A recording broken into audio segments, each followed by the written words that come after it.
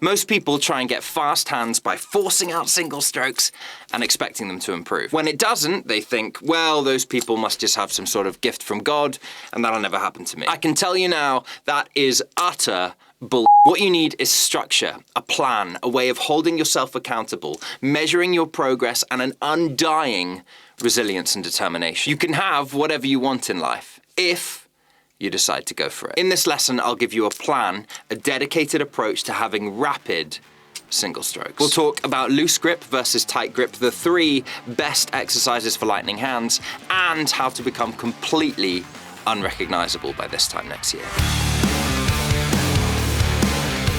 Before we jump in, I'm gonna make some distinctions about different types of singles and what today's lesson will focus on. With singles, you've got 3 approaches: molar, or this kind of whip, down, up, tap, etc. You've got wrist strength, and you've got fingers. In this lesson, I won't tackle pure finger control because we'll need to do a whole lesson on that separately another time. Today then will be about building speed, wrist strength, and the whip. The first point to consider is talent is merely a head start. Talent puts you further ahead at the start, but what it does not do is do the work for you. Consider if Cristiano Ronaldo didn't work out or train. He'd be a fat slob, right? He wouldn't make it close to a football pitch in a million years. Yes, he had talent, but talent without hard work is nothing. If you want to become truly unrecognizable in a year's time, you're gonna have to commit. So my question to you is, do you wanna commit? I can't tell you what speed you can currently do single strokes at, but what I can tell you is how to improve. You can make a practice journal if you like. You can download an app like Polynome, which will save all your exercises at whatever tempo they were the day before, or you can just remember where you're at and try and improve each day. Different strokes for different folks, so pick your poison. The point is, measure where you are. The best athletes and musicians have a really strong positive feedback loop as well. What this means is little wins, they celebrate, and they celebrate them regularly, multiple times throughout a single practice session. It can be a small thought in your head like, that was a bit better today. As soon as you start feeling, I can't do this, immediately shift your mind to a couple of months ago. In that time frame, you will have undoubtedly improved. Focus on the wins. Create a positive feedback loop in your head, and you'll truly unlock your true power and potential. I would suggest going up by 5 BPM each day, and once you get into really fast territory, like 180 BPM and above, then you may need to go up in increments of 1 or 2, and you will find that you plateau. Do not panic when you plateau. Everybody plateaus. When you plateau but continue to do the work, the results are merely coming. They just haven't been realized yet. There are so many countless things on the drums that I could not do, and the amount of times I got so pissed off when I couldn't do something. And yet, the results always came. I am yet to experience anything on the drums that I could not do with a long enough time horizon and a long enough period of sheer determination, no matter what the cost.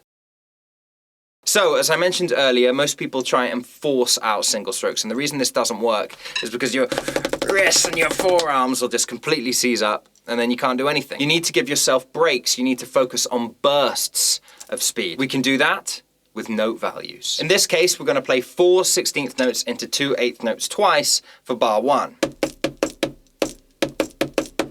For bar 2, we're going to extend the roll, so 8 16th notes and 4 8th notes.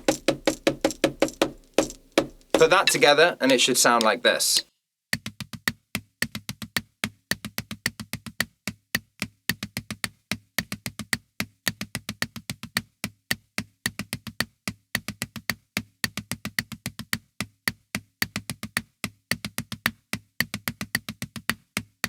Cool, so this is your first exercise. Its primary focus is little bursts of speed.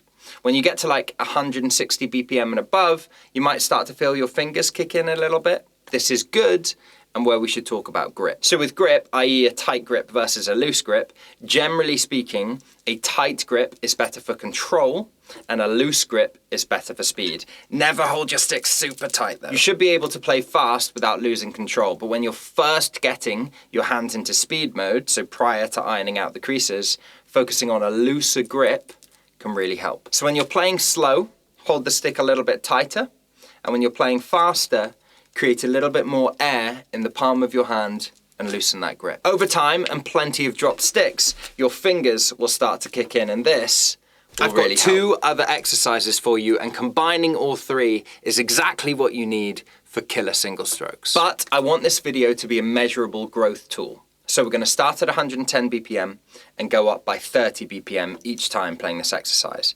The going up by 5 BPM bit that I mentioned earlier, you can do on your own. Then come back to this video and measure your progress against me. This means we'll do this exercise at 110 BPM, 140, 170, and 200. Play along with me and see how far you can get.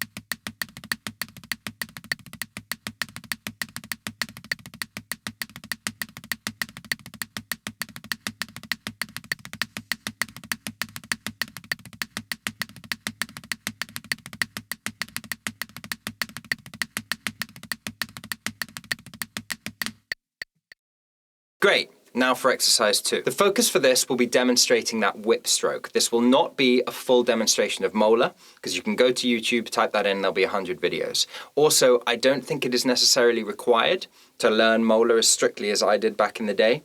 I think if you just get that whip going and an upstroke, that's kind of all you need. So you've seen me teach this exercise before, but I want you to really know that this is exactly what will give you that speed when combined with the other exercises. We're gonna play 16th notes on repeat where we accent the first of every group of 4. Do not try and increase the speed too quickly or this entire exercise will be pointless. The point of this exercise then is about motion, the range of motion, and teaching the body what is required to generate results. The body is slower than the brain, so once you understand, you've still got to teach the body what to do, and that can take time, so be patient. So although we're playing right, left, this is the movement that I want you to think about. A whip or a downstroke with the right hand, tap with the left, an upstroke with the right hand, tap with the left, repeat.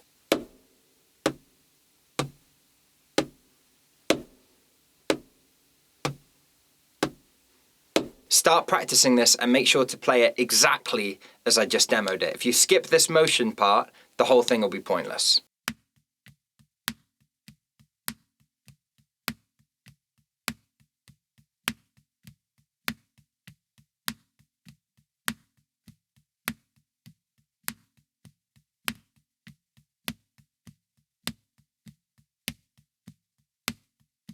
Great, now let's do the same thing as before. You can work on your own to get that motion up to 110 BPM. It will take time, but as I said, everyone is capable. It's just whether you want to put the work in.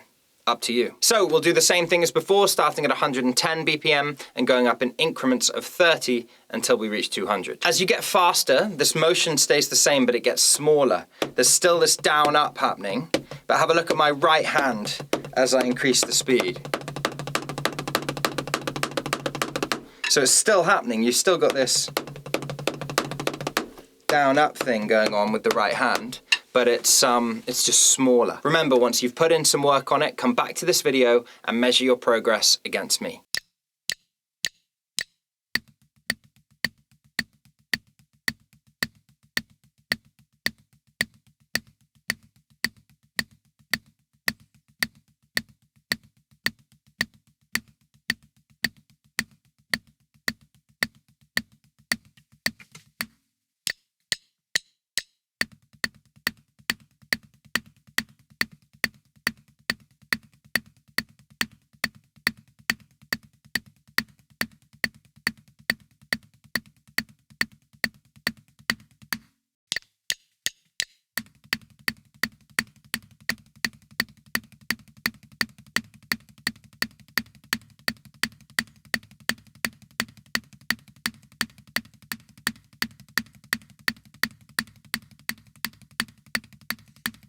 Keep going.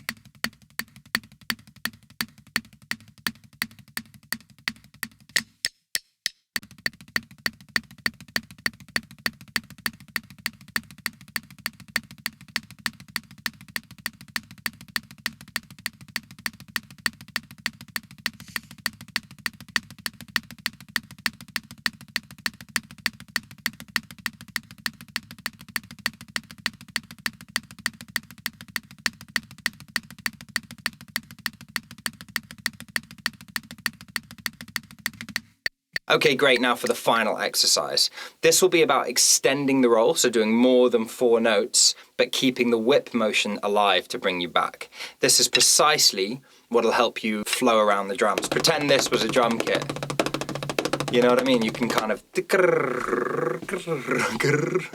up and down, and you do that by having this whip in the back pocket. We're going to play a 6-6-4 pattern just with all single strokes. So we're going to play 6 notes, 6 singles, with the first note whipped into another 6 into 4. So the first note of each grouping is the whip stroke. It should sound like this.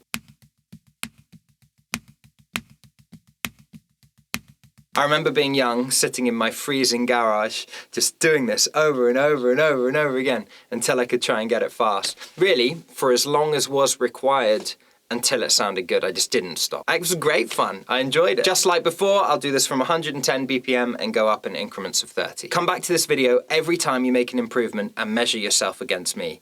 You can do this 100%.